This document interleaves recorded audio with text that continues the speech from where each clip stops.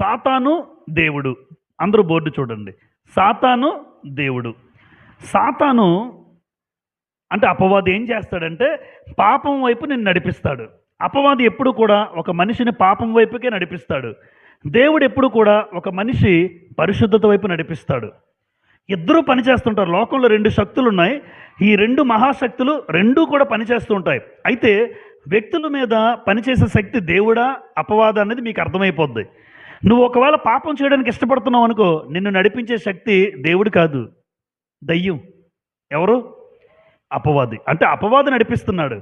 ఈ రెండు మహాశక్తులు, ఒకటి దేవుడు, రెండు అపవాది. అపవాది ఏం తక్కువైనడు కాదు, చాలా అద్భుతంగా శక్తి కలిగిన వాడు. అందుకే అపవాది పాపం చేయడానికి నడిపిస్తాడు, దేవుడేమో పరిశుద్ధత కలిగి ఉండడానికి నడిపిస్తాడు. పాపం చేసిన తర్వాత అపవాది పాపం చేయాలని ఏం చేస్తాడు? మనల్ని శోధిస్తాడు.